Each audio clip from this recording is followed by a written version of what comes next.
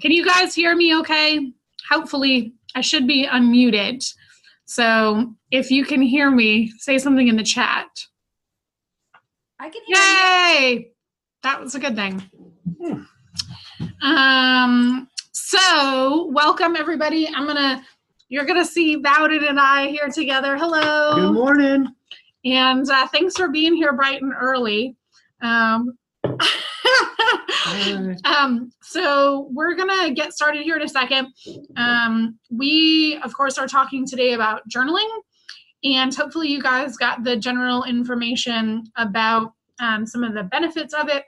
If you have done things with us in the past, you know that journaling is something that we've really emphasized for stress management.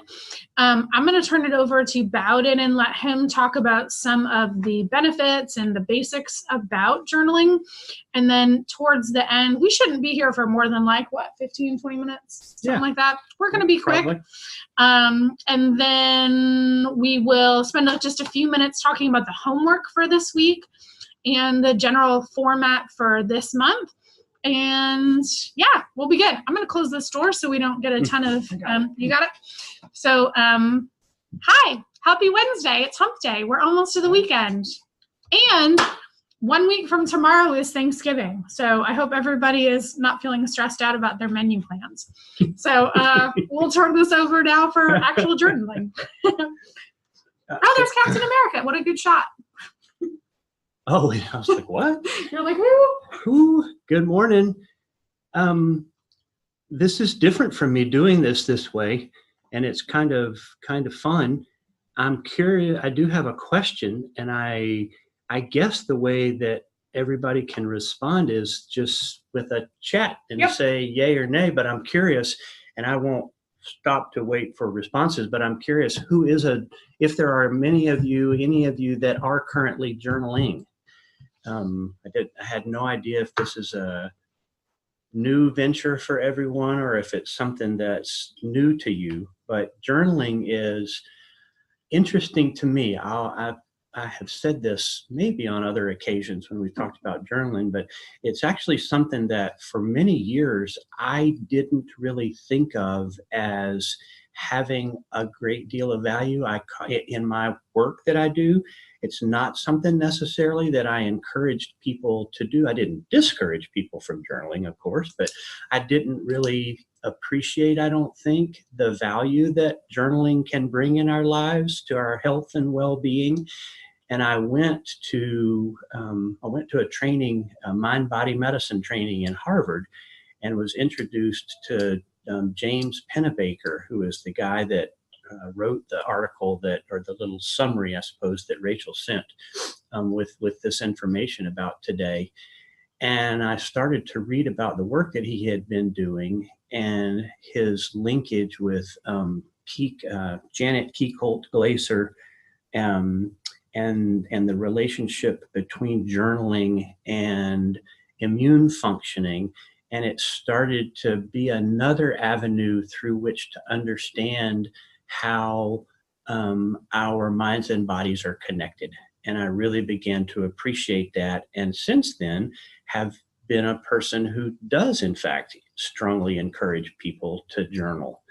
Journaling is just what you think it is in its most simplest form. It's capturing in writing about your thoughts, writing about your experiences, reflecting on your life.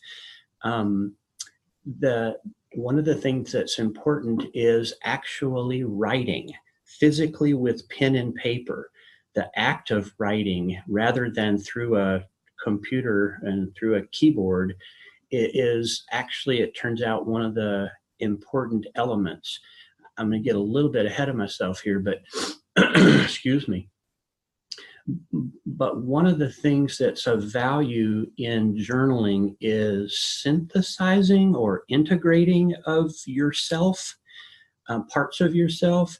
If you think about going through the course of a day and through your life, and you've got all these different things that are going on, and you have all these thoughts that come and go, and you have all these different emotions and feelings throughout the day, and in many ways, they can end up kind of disconnected, disjointed. And the act of physically writing is in part an act of physically integrating those things and moving them through you and literally out of your arm and out of your hand through your pen onto paper into a more cohesive, integrated, synthesized understanding of what it is that's going on. And it's not just, I hate to leave it at just the word understanding, because sometimes there might not necessarily be understanding that comes from it in that moment.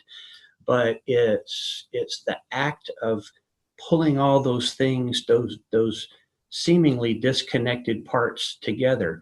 In many ways, it's kind of like dreaming in that way. I think that dreaming is a mechanism through which different parts of our days get pulled together for us. So that's one of the things that I've always found most challenging to talk about is how that synthesis, how that integration occurs.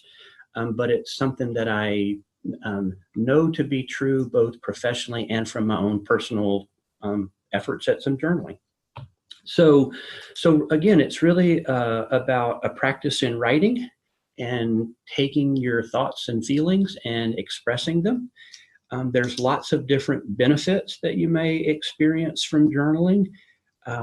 Some include things like building self-awareness, again, the act of putting your thoughts and your feelings on paper, and in doing so, having to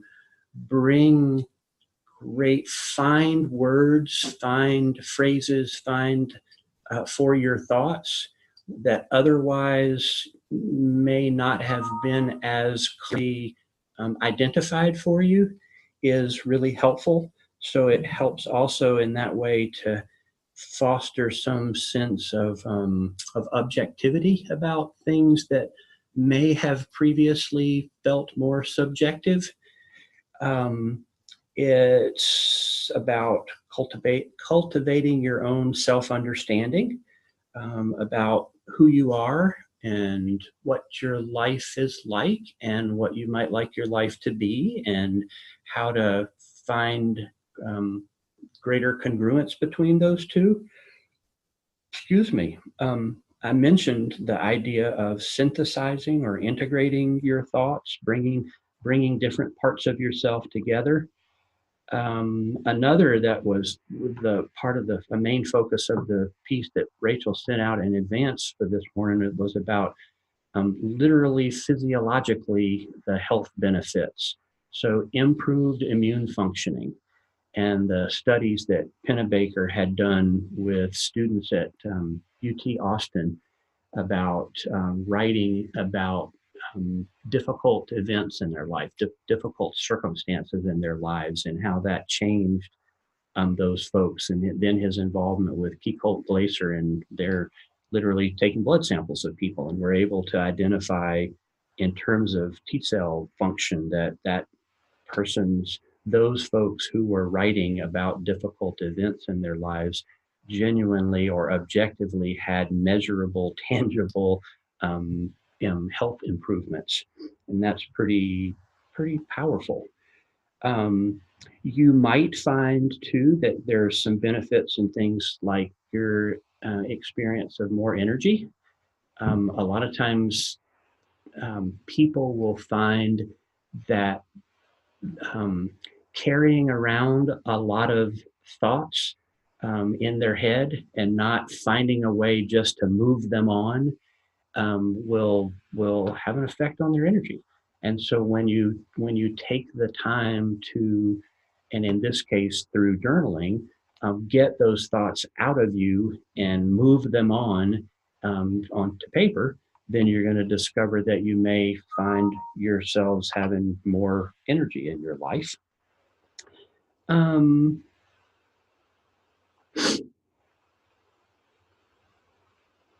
So a couple of just straightforward ideas about it.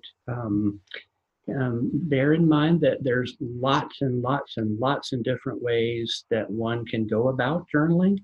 None of them are right and none of them are wrong. What matters, and I think what matters, what Rachel and I would encourage for this time is, yes, we're going to offer some suggestions about how you can get started with journaling, but what really matters is for you to find what is going to be a good fit for you. Engaging in it is better than trying in your own way, is better than trying to force it to fit in some way that isn't a good fit for you. So no rights or no wrongs. There's lots of different styles. Rachel put together for this first week several different prompts that can get you started. That can be a really good vehicle for those of you who may not have been journalers in the past. Others of you who may be current journalers, more power to you. Keep journaling, because obviously you have found for yourself a routine that does fit. Excuse me. A couple of kind of guiding principles, I suppose. Find for yourself a safe place and a safe time, maybe, from which to engage in this.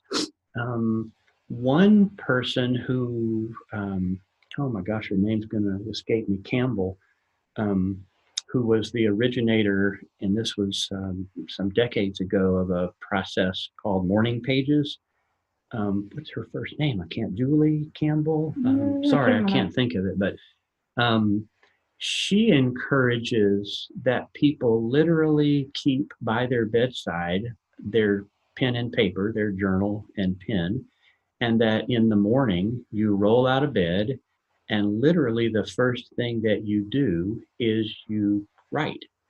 And it's not that this is not with prompts. It's not with any preset strategy or process. It's literally to write your stream of conscious.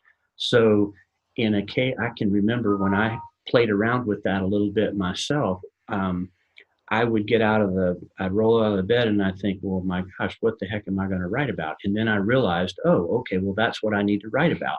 Oh, here I am. I got out of bed and I don't know what the heck I'm supposed to do. So literally, it was writing your stream of conscious. And eventually what you found is that you got through that, and some of what we might think of as more substantive, more meaningful, something was actually behind that once you got past the, oh my gosh, I really don't know what to do with this. And the writing about, I don't know what to do with this, was an important part of the stream of, was the stream of conscious that allowed you to get to that. So again, a place and a time is important. Set it aside and as this is mine. This is for me, about me, in honor of me, in service of me, if you will, and my health and well-being, and honor it and value it in that way. Another is, and this is, I would venture that this is a hard one for all of us, is to let this be judgment-free. This is just for you. That would be another thing I would encourage, that you begin this with the idea that this literally is for no one other than you to ever see, and that it is that private, that personal, maybe a better word actually, and excuse me, and in that way, there is, or I would hope, I'll hope for all of us, though I know this is a lofty goal in many ways, that then there isn't judgment, and that we can allow ourselves to really be genuinely ourselves and reflect on all the good, the bad, the ugly, the hopeful, the challenging, etc., that is going on in our lives. But judgment-free and personal, those are really key ingredients, if you will, to the benefits that you will experience from this. Um, so more concretely, get a notebook or get whatever it is that for you feels good, feels comfortable, feels safe, feels like the thing that you want to write in. Find yourself the pen or the pencil that really feels good to you. I don't know about you all, but I can tell when I write with a pen, oh, this one feels good to me, or oh, this one doesn't. Find find one that you know is um, the one that serves you well, and set those aside where you know that they're readily available. And that's really all you need is pen and paper and the time and the safe space set aside to engage in that. Um, I found I found a little acronym that I that had not seen before and that I thought was interesting and sort of helpful. And so the acronym is WRITE, WRITE, and the W was about, well, what do you want to write about? What's going on? How do you feel? What are you thinking about? What do you want? And so name it. So literally, objectively write out for yourself the facts about whatever it is that you might be thinking about in the moment. And then the R has to do with review and reflect on it. So close your eyes and take a couple of deep breaths and start with something like maybe in regard to this thing I feel or I want or I think or in this moment, using some possible prompts like that. And let me back up 1 second. Hearing myself talk about closing your eyes and taking a couple of deep breaths. One thing I would also encourage before you start is just that, to take a couple of deep breaths and bring the focus of your attention to yourself and to the moment and kind of settle into where you are and the purpose of the moment of writing and reflecting and paying attention to yourself. So my phrase for that for myself always is turning inward. So again, paying attention to yourself. The I then in the WRITE acronym had to do with investigating your thoughts and feelings. So again, just start writing and keep writing. And what are these things about? What contributes to them? Where might you see that they come from? That kind of thing. And then for those of you who right now might know that you're going to be someone that benefits from a little bit more discipline around this, the T would then be for time. And so you might pick a time of day and you might then pick a period of time. So you might, again, pick, well, when I first roll out of bed, I'm going to take 5 minutes and I'm going to reflect. Or you might find that you're someone who, at the end of the day, after all the day's events have happened and you've taken care of kids and dogs and husbands and wives and all the other parts of our busy lives, that's your quiet time. And again, there's not a prescription for when or how long. What matters is finding again the thing that fits for you. And the E then has to do with exit. So rereading and reflecting on what it is that you have written. And so you might prompt yourself with something like, well, so as I have reread this, I noticed this, or I am aware of that in myself. Excuse me. So that you reflect on that time. What time is it? Is it 8:19. My, how time flies. So a couple other really quick things. Protect the privacy around this journaling. So protect yourself so that you really do feel safe about it. Date your entries and reread them go back and look through time. I mean, even if it's through the course of this week, when you get to Wednesday, read what you wrote on Monday and Tuesday. And one of the things I think you'll find interesting and beneficial is to start to see the movement that's inherent in that, particularly when you get to, if you are someone who continues in a practice like this, you'll start to see that as you start to look at periods of time like a month or a year or 5 years, that kind of thing. Another is just write.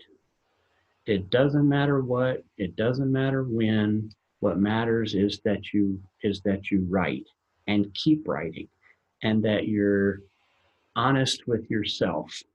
So there's only one person in the world that you can't BS, excuse me, and that's yourself.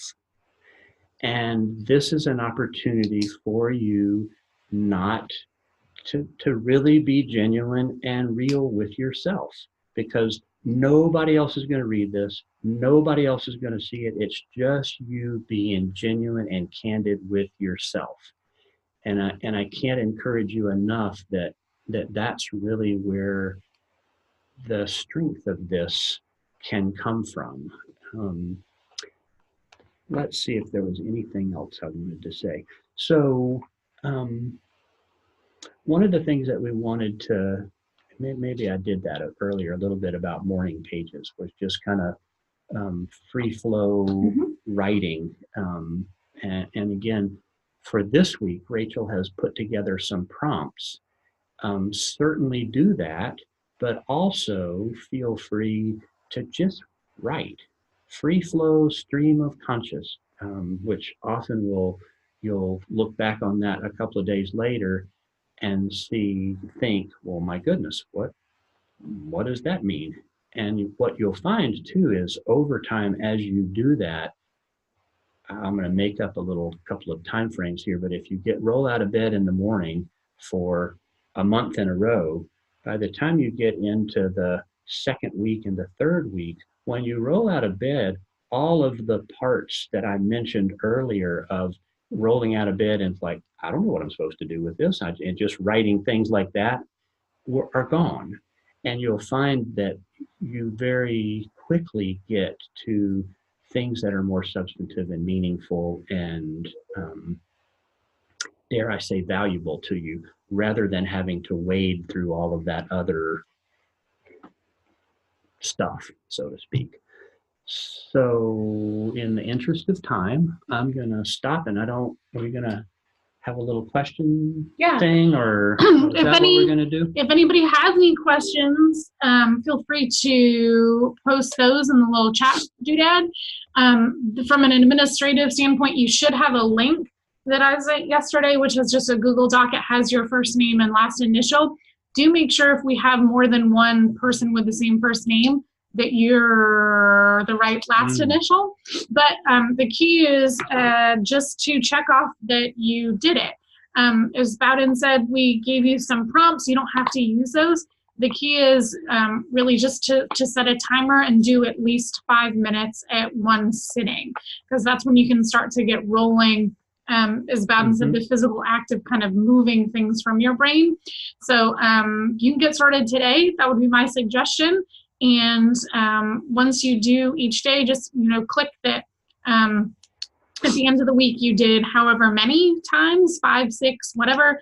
You can certainly go into the Google Doc every day and say I did 1 or 2 or 3, or you can wait until the end of the week and just do I did 5 or I did 7.